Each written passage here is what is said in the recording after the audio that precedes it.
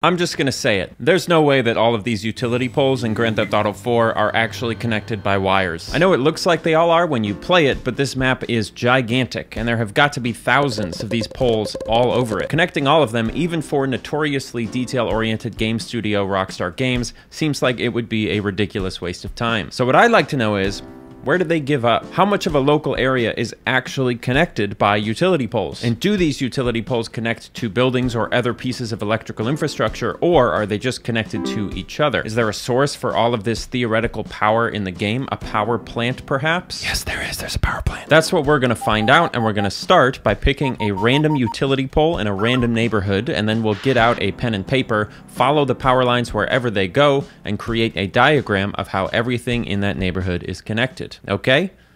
Great. The thing is, making those diagrams always works up an appetite. So let's go grab a hot dog from one of the hot dog stands in Liberty City before we get started. Oh, thank you. Wow, that was easy. I sure wish eating in real life could be that easy and convenient. Oh wait, it can. Welcome to the sponsorship. I know I've said it before, but I think there is a legitimate use case for meal delivery service Factor, particularly if you're like me and you get very fixated on one thing, like for example, extensively mapping out electrical infrastructure in GTA 4, and you either forget to go grocery shopping, you don't want to meal prep, or you forget to eat altogether. This is the life I live.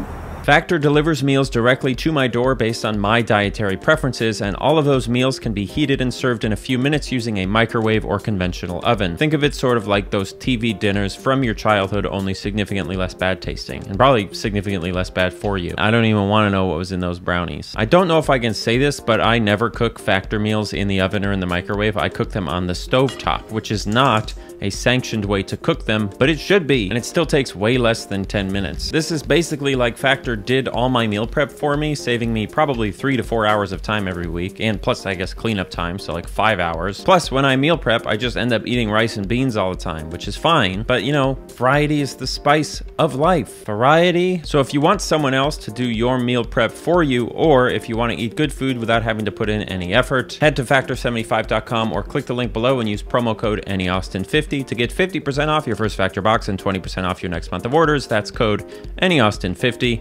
at factor75.com to get 50% off your first box plus 20% off your next month of orders.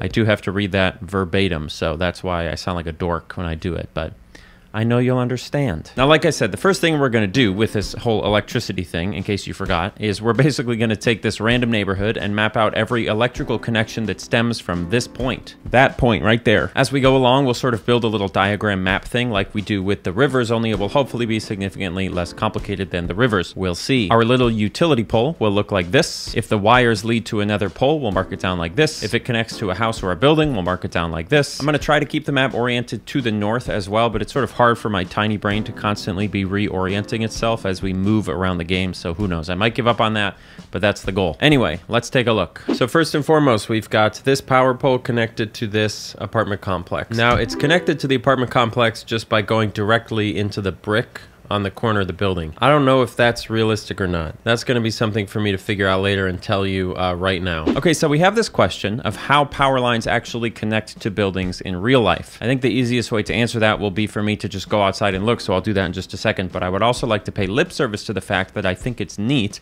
that Rockstar bothered to connect to buildings at all, even if the spot they connect isn't fleshed out or accurate. Because honestly, would we notice if it didn't connect at all? Probably not. Grand Theft Auto 3 doesn't have any utility poles at all, and no one seemed to care, so it's cool that they went the extra mile. Okay, come here.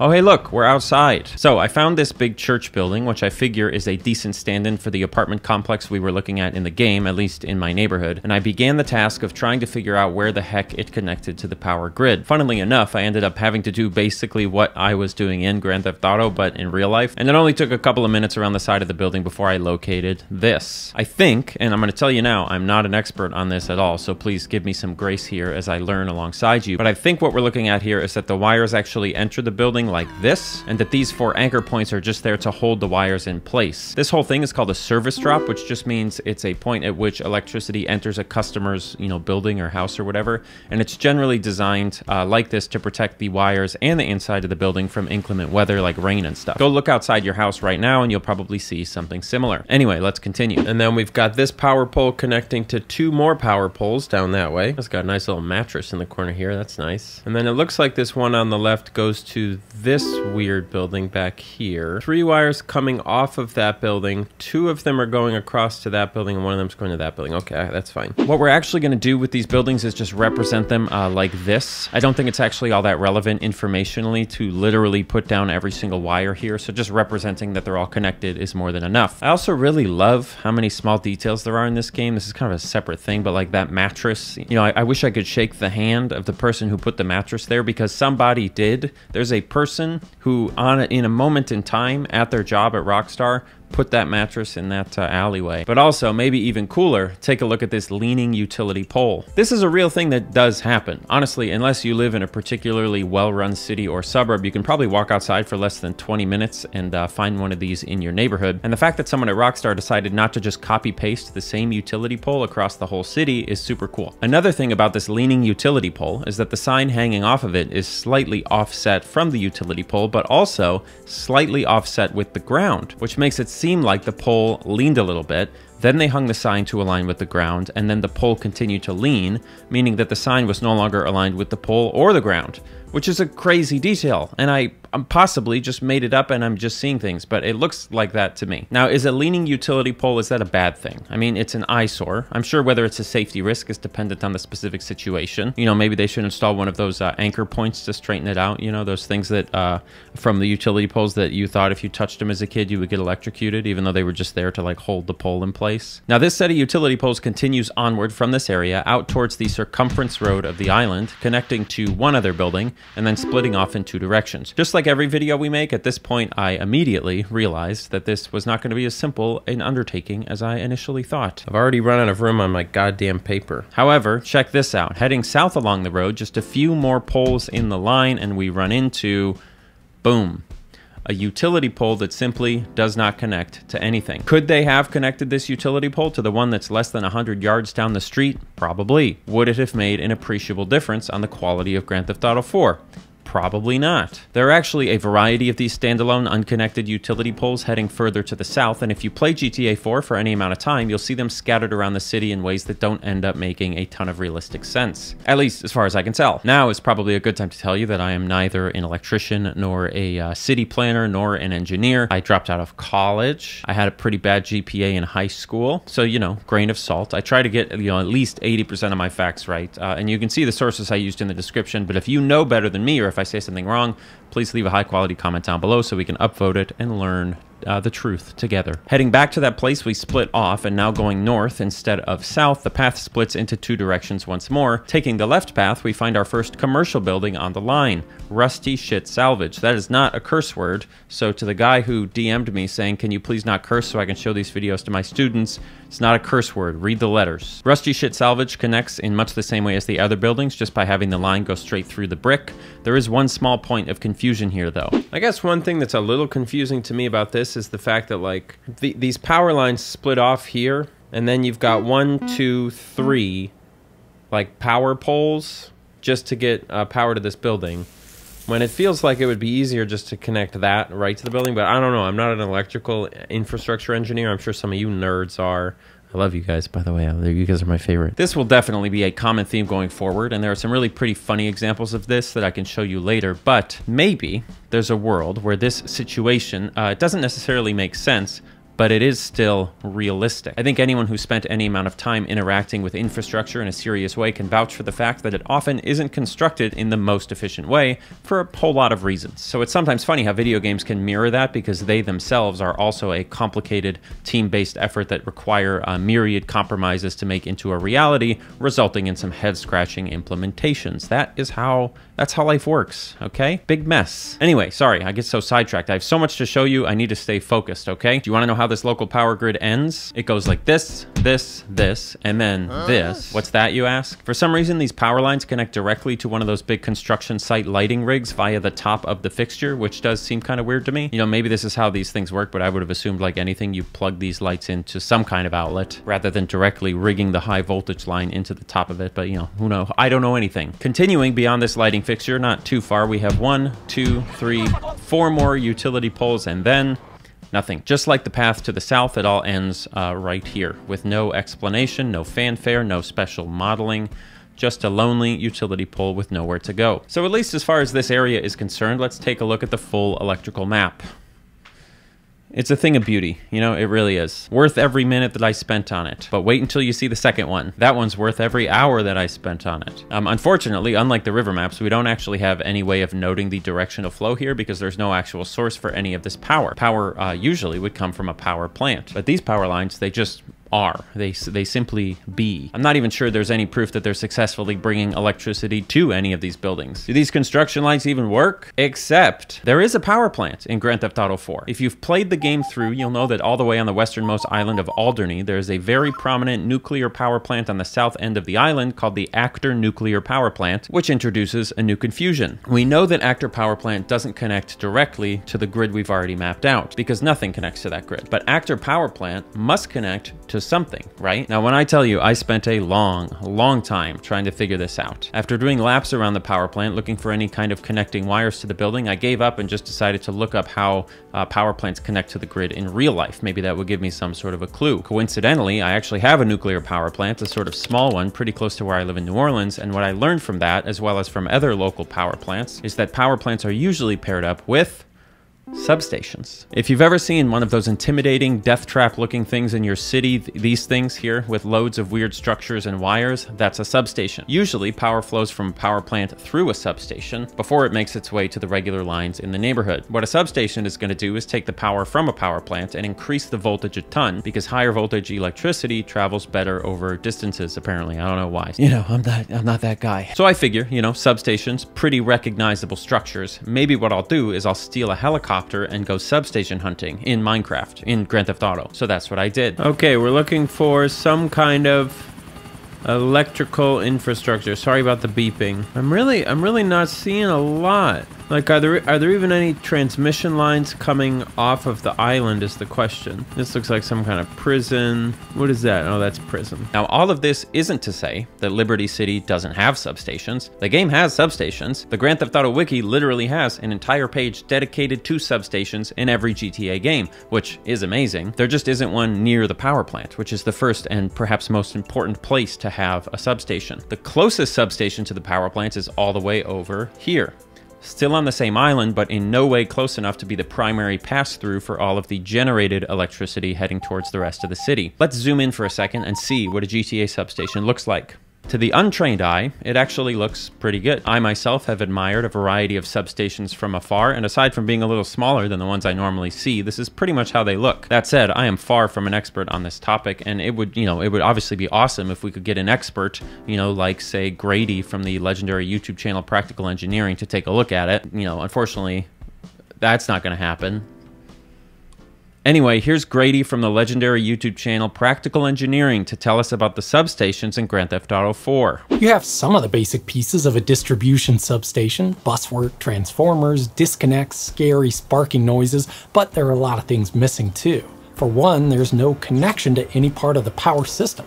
Maybe it comes into the substation underground? I don't think so, given that the transformers aren't connected with any fidelity to basic principles of electrical engineering. In fact, if you follow the conductors, you can see that all 6 bushings on each transformer are shorted together. Just to be clear, when you do this in the real world, it breaks the transformer. Presumably, it's getting power from somewhere since you can hear that nice hum. I checked and the frequency is actually 60 Hz, so they got that right at least.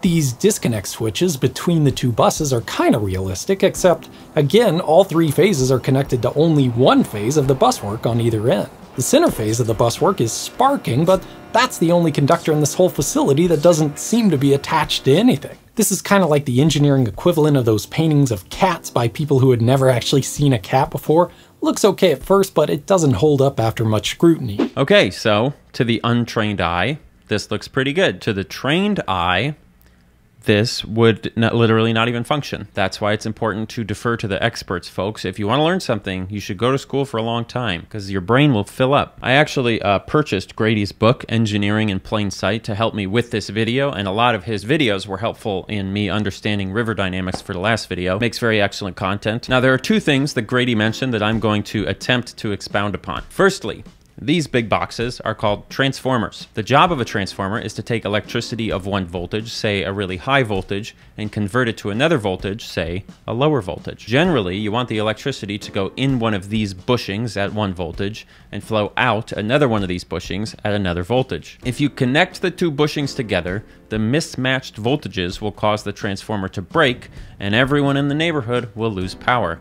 Possibly there will be some kind of explosion. Bad news all around. Secondly, this substation doesn't connect to anything, meaning that in the literal interpretation of the game environment, this substation isn't doing anything. Power is neither flowing in nor out, and yet it obviously is because of that 60 hertz hum that we hear. And Grady did mention this idea that the power could be coming in from underground, and while there is absolutely zero good evidence of that and no supporting digital infrastructure, bear that idea in mind because we are going to come back to it briefly later. Grand Theft Auto 4 does have a second substation in the game. Once again, it's not actually connected to anything, despite the fact that there's a utility pole right there. You know, they could have just boop, but you know, whatever. I mean, it's not like any of us noticed it while playing it. Me and you and Grady, I guess, are probably the first 3 people in the world to actually look at this stuff outside of the 4 people on the development team who put it together. And most likely, me and you and Grady are thinking about it a hell of a lot harder than they did.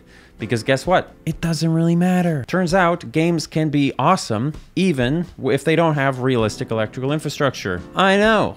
Who would have thought? Anyway, back to the task at hand. If we had to pick a spot that could potentially represent the source of all the power in Liberty City, where would it be? Assuming we're going to be as flexible and as charitable as necessary, which piece of the electrical grid could we consider the first stop in the chain of power that creates all of the city lights, all of the advertisements, all of the office buildings? Well, after a few hours of scouring, there's only really one good candidate, and it is right here. This utility pole can be found within the property lines of the Actor nuclear power plant, and it's as close as any piece of connected infrastructure actually gets to the plant. What this means for us is that this is the point that we're going to start from when trying to figure out how big of an area this power plant covers. Because at the very least, we know it doesn't cover the first little area that we mapped. I mean, it doesn't even make it to this substation on the same island. And frankly, I don't see how this game expects us to believe that it's going to power the Liberty City equivalent of Times Square. I mean, for Christ's sake, you probably need a ton of power lines to keep all those billboards running in Times Square. You probably need tons of power lines. Where are all the power lines in Times Square? There are no power lines in Times Square. What the hell? There are definitely power lines in plenty of neighborhoods in New York City, but most of Manhattan and a lot of the other areas don't have any power lines. You know what that means, right? All of Manhattan is actually powered by individual solar panels. Just kidding. They actually moved all of the power grid underground because of a really bad blizzard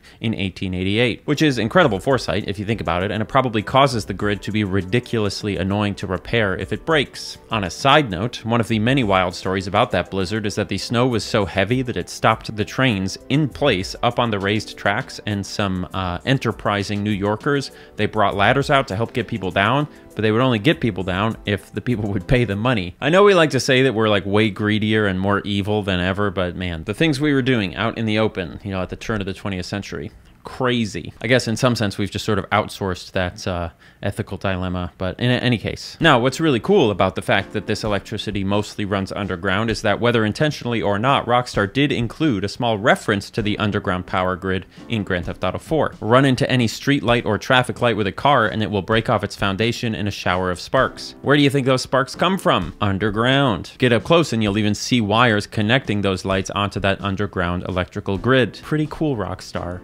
Big thumbs up. This revelation doesn't totally explain our previously perceived unrealism, but it does add some useful context. For example, it definitely explains why we don't see power lines all over this area of the game, because this area is modeled after Manhattan, which doesn't have any power lines in it in real life. And while it doesn't excuse the total lack of visible infrastructure to indicate it, it does kind of give us a possible hint as to why the development team may have foregone including an above-ground connection between the substations and other power infrastructure. Here's a picture of a substation in Brooklyn, New York that has no visible above-ground connections to the grid. Here's another one in Lower Manhattan that not only has no above-ground connections, but is also semi-indoors. Now, we don't have the luxury of seeing inside these substations to figure out how they may connect to that underground grid, but we can at least see how, if they were going based on, you know, scouting photographs, Rockstar may have thought substations in New York are just standalone little sites of their own. That said, it still doesn't make any sense to have these substations right next to a bunch of above-ground utility poles with power lines. You know, your grid is either underground or not underground. You can't have it both ways. Maybe you can, I don't know. So how does this happen? How does a game end up with substations that are realistic for an area and power lines that are realistic for the area, but accidentally put those two things together, canceling out the believability of both of them? Well, one, who cares? And two, one of the coolest things about video games is that they are top-down representations of real-life spaces. Developers, artists, spend a long time looking at, listening to, absorbing the energy of a space, and then they recreate that space from its constituent parts. There's no fundamental understanding of the space itself, and there doesn't need to be. The developers of Grand Theft Auto 4 know that Manhattan feels like Manhattan, partly because of its lack of power lines, and so they don't add power lines to Manhattan. They may not have even thought that the reason Manhattan doesn't have power lines is because they're all underground, and they don't need to think about that. They're just capturing a space. It's top down. Does that make sense? If not, don't really worry about it. That's not the point of the video. What is the point of the video is mapping out the power grid. So as we said, we're going to call this utility pole the power plant for all intents and purposes. And from here, we're going to map out every connection on the grid. Get ready, because it's a doozy. I'll do my best to get through it quickly. The lines run north to another utility pole that then splits off, with one connection going to this little trailer inside of an industrial park that looks like it's an office for the workers, but is actually, apparently, a place that either makes or sells hot dogs. The other line continues north and then east, and then it splits off again. Following the northeast path along the road takes us across 5 more utility poles, and then a 6th that has not a 2-way split, not a 3-way split, but a 4-way split. I know. Let's take the south heading line first, which immediately leads to another pole with a 3-way split. Both of these lines also lead to 2 more 3-way splits. Now, what it turns out is that this particular section of the grid down here by the power plant has a lot of interconnectedness, a lot of sections that just loop back on themselves. This makes it really annoying to map, because unless you have a really good memory of exactly what each power line looks like, or a really methodical way of measuring distance between the poles, you are not going to easily know whether this section you're mapping is a new section or just an old section that you're retreading because you didn't recognize it. I was literally using a pen and paper to try and draw this out. I'll put a picture of it up right now. So I ended up having to redraw these diagrams from scratch like 4 or 5 times as I realized I needed to be connecting disparate portions together. Now, what ultimately ends up happening is something like this. From the 4-way split,